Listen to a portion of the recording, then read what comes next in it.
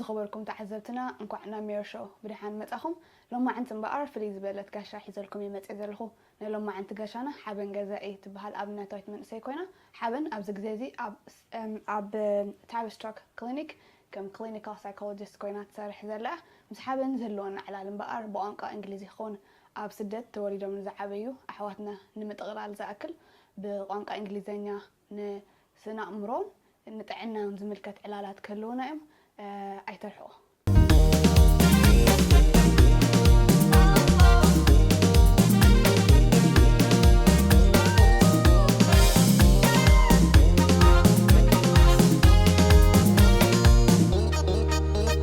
Welcome to Mayor Show again.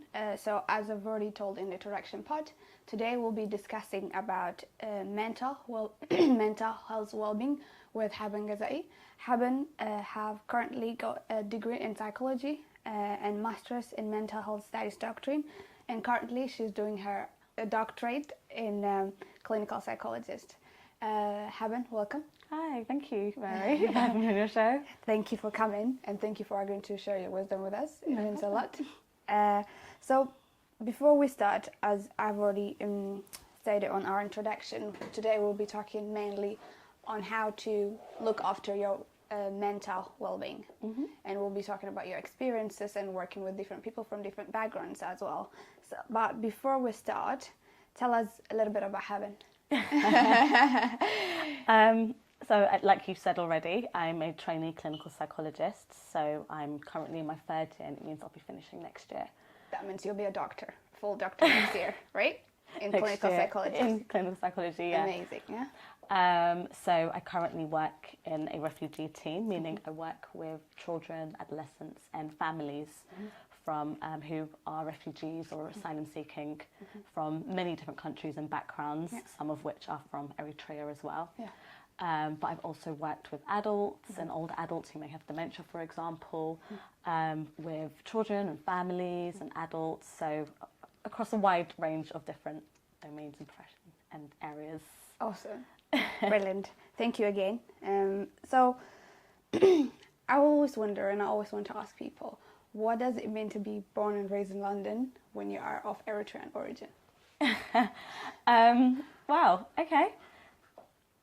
It means that you sometimes have your foot in two different cultures, and sometimes it can overlap and sometimes it can feel very different. Yeah. It's funny because when I'm here, I always say I'm going to go back home to Eritrea, and that feels like home.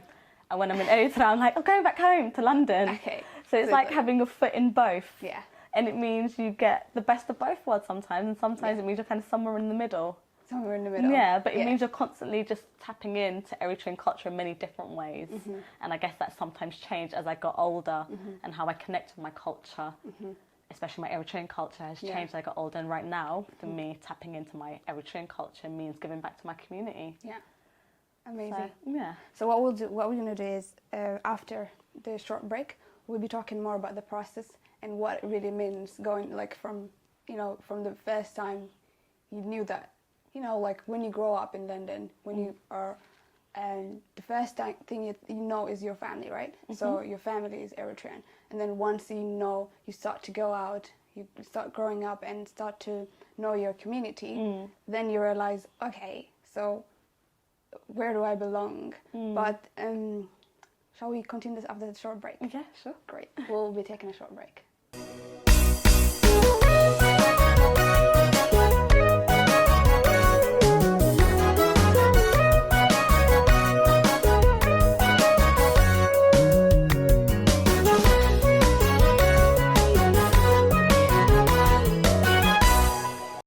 Dear viewers, we're still with Haben. With Haben, we've been talking about what it actually means to be born and raised in London when you are of an Eritrean origin. Haben, so tell me more about the schooling and how it used to be, and which school do you went to first? So I did my undergrad in Brunel University. Okay. So I did psychology across 4 years. So after I finished that, I took a few years out when I worked. And then I decided to do my master's in mental health studies in King's College University. That was enjoyable. And then How many years was it? That was only 1 year. Yeah, okay. So I did that alongside working in mental health. Yeah. And then having finished that, I luckily got onto my doctorate in clinical psychology. Brilliant. And now I'm in my final year doing that. Yes. So it's been a bit full on in terms of the educational journey. Yeah. But I guess that was just the path I personally had to go down to do what I wanted to do. Do you actually, whenever we talk about someone like studying a doctor, to be a doctor or doing a doctorate, I kind of always have thought of like his bedroom is full of books or full of this a lot of doctorate material. What does your bedroom look like? It's a very interesting, it is very far from probably a doctor's bedroom. Gosh, what does my bedroom look like? It's probably not filled with that many books. Yeah. Some psychology books, I think, that I've had to get along the journey. Okay. Probably a lot of non-fiction and fiction books that I read to just kind of escape from the world and anything to do with psychology or education. Okay. So probably quite a mix of books, but I wouldn't call I'm my kind bedroom... of right. I'm kind of right. No, it's not the most academic. Okay, good. I just brought that up so that before we actually, today's discussion will be mainly focusing on mental health well-being. Yeah. And as you know, I think mental health well-being is it's untouched articles, like to call it, especially in our society. But before that, tell me what inspires you to study psychology. What inspired me to study psychology? Well, growing up, funnily enough, I was always that friend who was the listener. Everybody always came to me to talk about their problems, even from primary school. I was always the person people came to talk to. Okay. So I think that always made me think about, well, actually, maybe that's something I'm good at. Maybe there's something about me that people find easier to talk to. And this is in middle school. This was in primary school, so this is 11 below. Wow. But I think that's where I was always just kind of picking out. So some people were good at art, other people were really good at sports and singing and dancing, and I was never really good at any of that.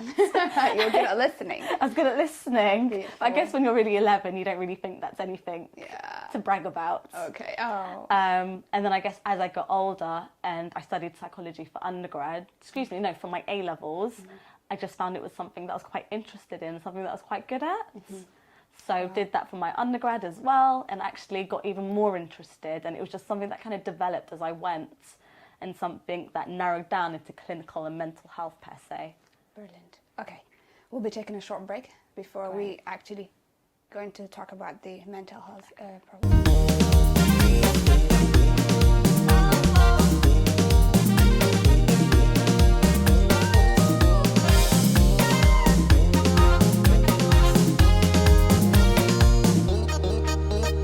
Welcome to Mary Show again. We are still talking about mental health well-being. So Haben will be able to tell us more about what mental health well-being means to you individually and as a clinical psychologist.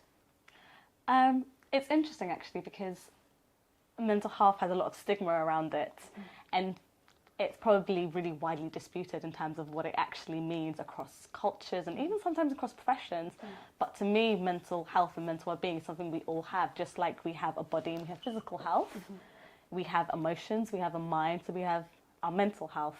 And it's not something that stands alone. So your mental health over here and your physical and spiritual health over here. It's actually something that's so intertwined and so one. So just like if you're really, really stressed, you may feel yourself getting a little bit ill. And if you had something going on with your body, you might find yourself getting really stressed. They're so intertwined.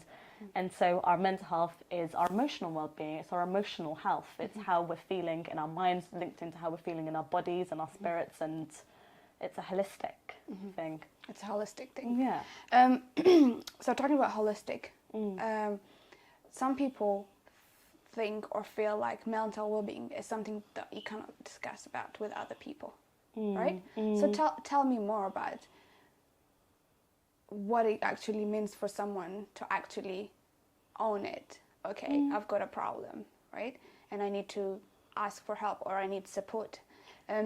What does it take for someone to actually come to that point? It takes a lot because of the stigma attached to mental health. Because of, even within our culture, the way we speak about mental health is when it's they're crazy, they have a spirit in them, shaitan.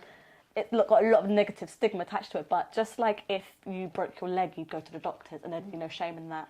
Or if you were really sad, there'd be no shame in telling a friend that you were sad. Yeah.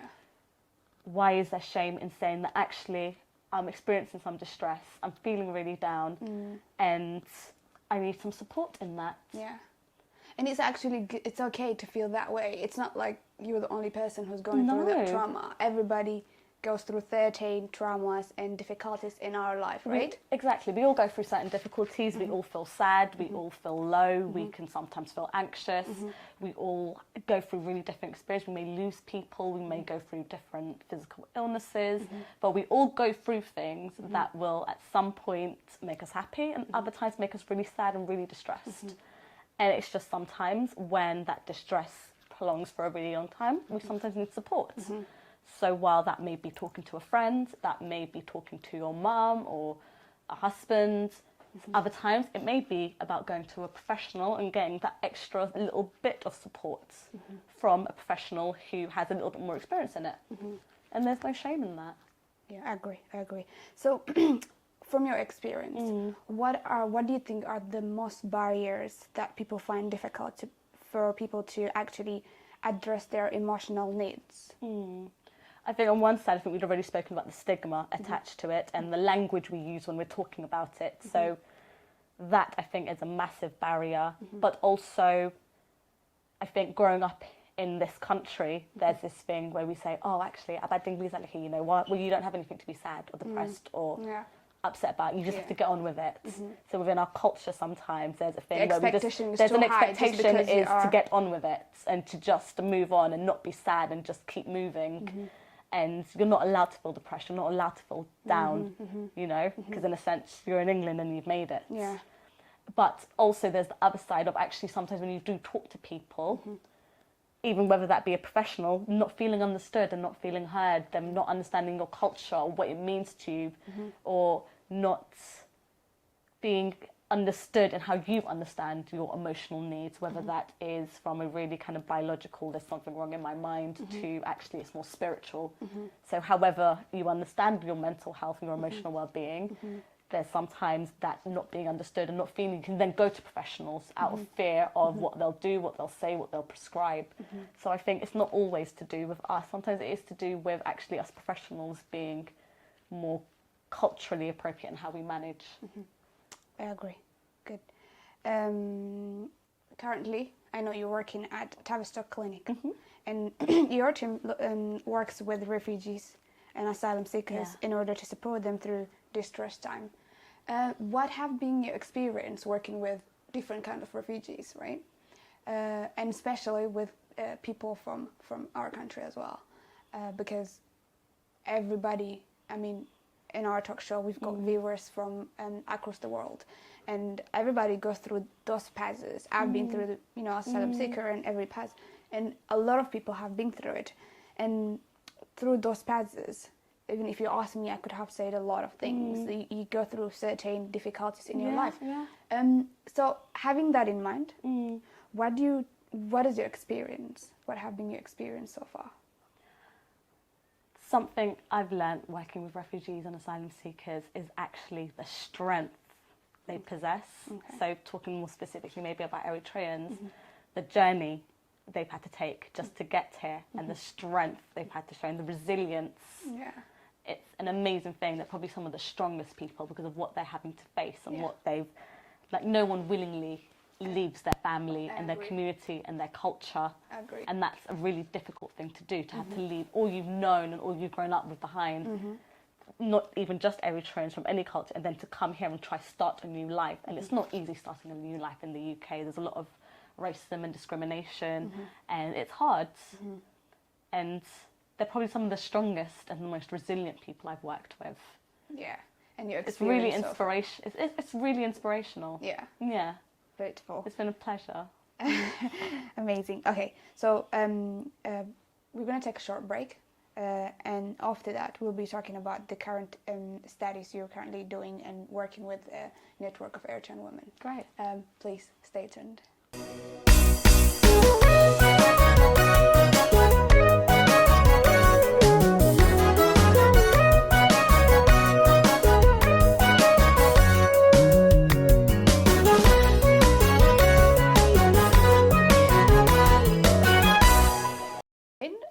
with Haben, we're still talking about mental health well-being and her experience with working with different refugees from different parts of the world. Haben is currently conducting her thesis in how do Eritrean refugees and asylum seekers understand extreme adversity and strengths. Yes. Tell me more about it. So I'm really... In details. In detail. In details. So I'm really interested in how Eritrean refugees and asylum seekers make sense of the difficult experiences that they've been through. So often within the UK, when someone goes through something difficult, it's understood as being very individual. So something that resides in the person and then needs treatment through, for example, one-to-one therapy. And for me, one-to-one therapy doesn't work for everybody. And the kind of English, British way, Western way of understanding what someone goes through may be very, very different to how Eritreans understand what they've been through. So within our culture, within our history, for us as a people, how we understand our difficult experiences, and especially the young people coming over in today's generation, they may understand their experiences very, very differently to how people who have been brought up in kind of British culture may understand it. So, and it may not be about what I as an individual have been through, it may be about actually what our community have been through and about what we're working towards and about having to unwillingly leave my homeland to try have a better future so I can provide for myself but also provide for my family. So it's how do they understand it, but also about the resilience and the strength that they carry with them and where that comes from and what gives them that strength to make that horrible journey and still survive in today's world. Yeah. Amazing. Yeah. I love the way you said how they actually make that journey and try to still survive in this world. Yeah, because it's a great saying. What have your studies confirmed to you so far? So I'm still interviewing people, so it's still very, very early in the research. Okay. But one thing that's kind of constantly cropped up is actually that they've often left Eritrea because you hope for a better future, and that can be really hard, and how horrible and difficult their journey is. But through all of that, they still carry hope. And how actually something that's really beautiful is actually they carry hope with other people, with other Eritreans, and that's shared, and the support they've gained from other Eritreans and the community and the connections they make and the people they meet and how that support you get from others along the journey has been it's been invaluable. And it was, and so like I said, it's still early days, but we're still looking into it. Good. And I guess it's just the fact that these are individual people's stories. We're not saying that this is going to be the same for every Eritrean. Yeah, because you're just selecting few people and understanding their journey and how they actually make it. And it's not to say that when we read this research, it means this is how every Eritrean will understand their experiences, and this will be the same for everybody. Yeah, it's just differs. saying it very much does differ. Yeah, everybody has a very different journey. They have a different reason for leaving, and they have very different experiences when they get here. I agree. It's just opening the door to say that actually, let's talk to people, let's share stories, let's try and understand where people are coming from and what they're going through, and let's try and understand their strength, what's giving them strength, and how do we build on that, and how do we build that sense of community. Brilliant. Amazing. I'm really touched by that, especially when you send me the documents. I've read through them, and in my head, the first thought that came to me was, this is incredible. And then I was trying to gather questions for you. So one of the questions is, how would you describe your professional experience, and especially from a clinical psychologist perspective, right? Yeah. Forget that you're Eritrean right now. Okay. Just for now. And work in mental health field, in general, and particularly working, because now currently you're working with the Eritrean network women, right? Yes, network of Eritrean women. Network of Eritrean women. So tell me what, how would you describe it? How would I describe NEW? No, your experience as a professional, as a clinical psychologist. As a clinical psychologist. Yeah. It's at times been really tough. Yeah. It's. I think sometimes the higher up you go in the profession, the more white and middle class it gets. Yeah. So sometimes that can be really tough. Actually, just being a black female Eritrean, so you're a minority. Tell me about Add it. Christian to that, you're a very small minority, and sometimes that can be really difficult. But at the same time, it's been a great journey because you learn a lot about yourself, about what you like, what you don't like, what works for you, what doesn't, and what kind of practitioner you want to be, and the difference you want to make, and how you want to work. And you get to meet a whole range of different people who are doing amazing things, inspirational things, which just inspire you to want to do more within your own communities, within your own work. So, yeah, it's been challenging at times, but also really inspirational and moving at times. Amazing. I was waiting for you to say that challenging word because, like, for people that are going to view this, not everything is, as they call it, not every destination, wherever you want to go, it's not like a straight road, right? So you kind of come across through some challenge. So tell me about the challenge that you were coming along your way, and how you used to tackle them. Gosh. You can give me just So I guess one you had the example. challenges of just trying to get into the profession. Yeah. Full stop was ridiculously hard. Yeah. It's really, really hard trying to get into the profession because Very it's actually competitive. it's very, very competitive. And a lot of the time it isn't even about how smart or how bright you are. Sometimes it's just about how lucky you get as well. And do you fit the right criteria and demographics to get in? So getting into the profession was really hard, and just trying to build up the right work experience was really hard. So it takes a great deal of perseverance. Yeah.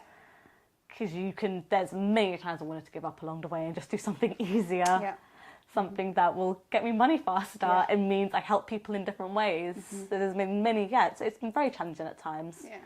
Yeah. In terms of doing the job, sometimes you work with people that challenge you, that are really difficult to work with, sometimes that don't always connect with you with the best of ways. So it can be really challenging, from trying to get into the profession to the people you work with, to the professionals you work with.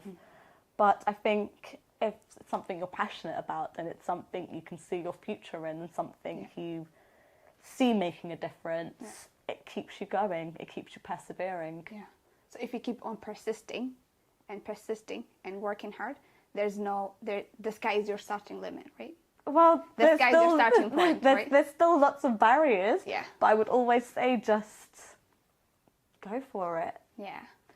Before we talk about how we can actually improve our mental well-being, take me through the process of referral on how you can get support if someone is going through mental well-being distress. Okay. I guess if you feel you may need some additional support outside your friends and I guess the first thing I'd always say is just talk to someone. You know, talk to your friends, talk to your family, talk to people in your community. Just talk to people. But if you feel you may need some additional support because you're really struggling, you know, you can always go to your GP, and your GP will always then be able to either refer you on to a form of talking therapies, which you're entitled to, and you can ask for that. So you can ask for some talking therapies because you feel you need some additional support.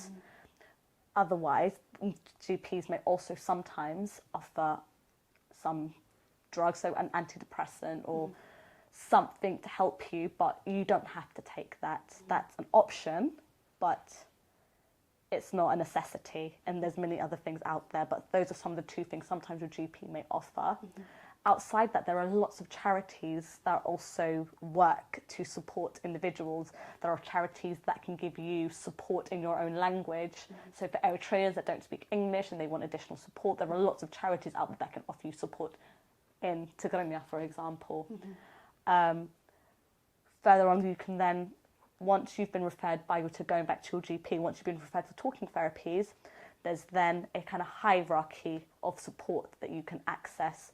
So the kind of lowest form, sometimes being therapy over the telephone, and kind of stepping up from that, you may see someone else who may offer you some kind of low intensity support work. and then on a kind of higher level, sometimes you may be referred to a kind of more specialist team with a range of different professionals who may be able to work as a team around you to offer you more intensive support. So I guess it's just sometimes about level of need, but I guess your starting point is often your GP. Yeah, and before that, obviously your friends and your family. Yeah, I think that's always an important starting point. Yeah, I agree, but that's not always ideal, right? So people come here alone. So let's say there's this boy who's like 17 years old. He just came all the way from Sudan, you know, Libya, the normal route, and then they make it likely to Rome, and then, you know, all the way into England finally. So this person, if that kind of person, let's say, I'm just giving you an example, is going through like some distress, and he doesn't even have like any friends or family around him, the best option is obviously to go to your GP, and they can refer you to get the right help. But then it comes to a point where I can clearly say one-to-one therapy is not common in Eritrea. Yeah. And we grew up sharing our difficulties, and actually sometimes keeping your feelings and your emotions is kind of shown as an act of bravery. So what is your advice?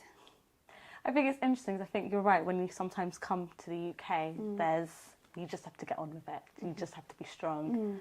And I remember growing up, a mum, and saying to my mum, "Oh, I feel depressed." She's like, "What do you have to be depressed about? Like, you know, at English, what do you have to be depressed about?" Yeah. And I think there is sometimes that mentality where just like, you're in England now, everything has to be okay.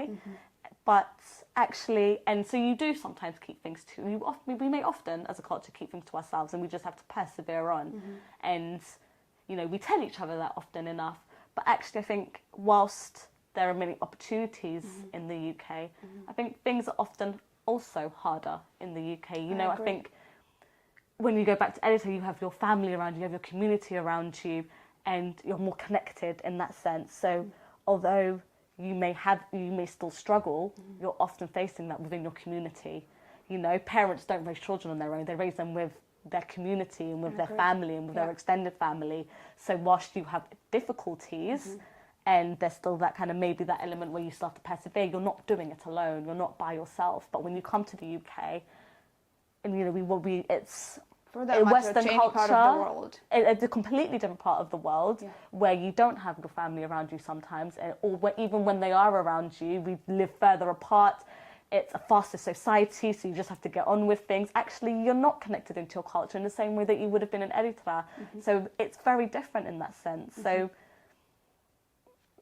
there's pros and benefits, pros and cons to kind of being in the UK. So yes, there's more opportunities, more education, but you're also separated from your culture and that community that actually would have been a source of strength. And you may not need a talking therapies in Eritrea because you have your community. It's shared, the problem often enough. So your advice would be? So that's why I think it's often really important for us to kind of build our community in the UK. You know, let's help one another. Let's listen to one another. Let's not put each other down. Let's connect. Let's help one another. Let's be open. You know, we're often really good if someone needed food or kiran. And as a community, we were there to support that. But why can't we support each other in our emotional health as well? I agree. And I think that's really important, and that's a starting point. So yes, talking therapies isn't for everyone, but let's make our community one in which we can support each other on every level. Yeah. So earlier on, we've been talking about how our community is so helpful when someone needs a food and a clothes. But we're a bit, not skeptical, maybe we don't have the right kind of skills and how to handle or how to consult people when they go through mental health breakdown, or when someone is going through difficulties in his life.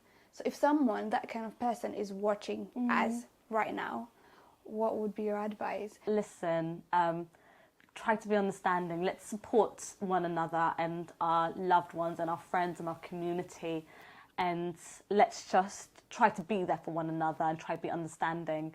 And I guess for the individual going through a difficult time, for whatever reason that may be, you know, I'd say it's normal on one hand to feel upset or sad or down for when we go through difficult things.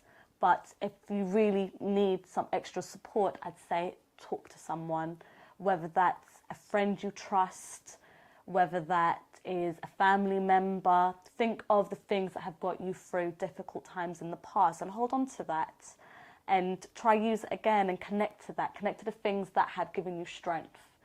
And just remember that, you know, there are other things out there. There are other organisations and charities that are out there that can support you through difficult times. So just try connect to them as well. And there's always your GP if you feel you need that extra support as well. I would just say don't keep quiet and reach out.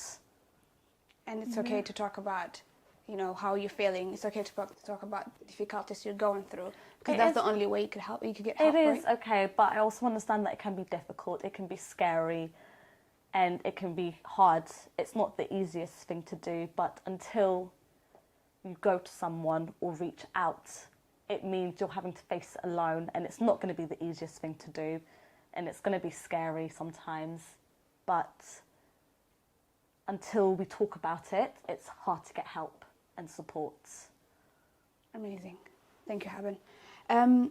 So, talking about mental health well-being and talking about the stresses, how can someone actually look after his or her mental well-being, and how can we protect ourselves from, I guess, avoid any difficulties or situations that can actually cause that trauma in our life?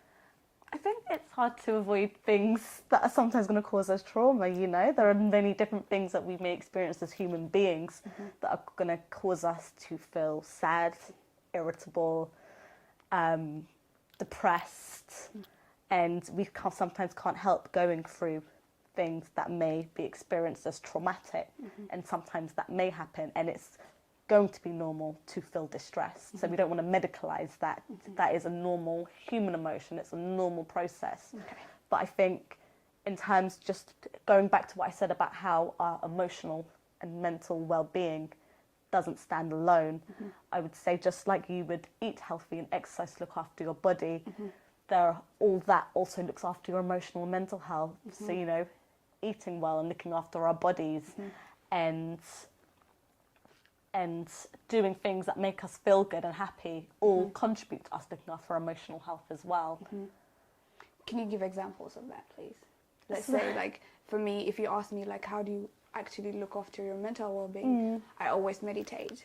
I do read the Bible. That I find that helpful, right, personally. But there's a lot of people that doesn't read the Bible, or there's a lot of people that doesn't read the Quran, or there's a lot of people that doesn't. So, as it can vary to different people, generally, what type of activities or what type of kind of like daily routine? I think there are a lot of things people can do, and like you said, that works for you, and it may not work for other people. And there are going to be 100 different things that work for me that don't work for other people. I agree. But I think it's sometimes about trying out different things and seeing what works for you, and almost like keeping a toolkit of, I know this works for me. So for me, I'm also a Christian, so I will pray, and that always gives me strength. But I also watch a lot of Netflix, and that makes me feel better. Amazing. Okay. And that always helps. Yeah. And I will go to the gym, because when I'm there, I hate it, but it takes my mind off whatever I'm thinking or feeling. Yeah. So find what works for you on a day-to-day basis. But when it comes to something like someone passing away or an illness, I think it's then hard to say that, you know, going to the gym is going to help you get over the loss of a loved one. But with that, it's also just allowing yourself to feel the emotions and not being too hard, and being kind and compassionate to yourself and saying that it's okay that I'm feeling what I'm feeling. And also knowing and doing those little things to help you through on a day-to-day basis.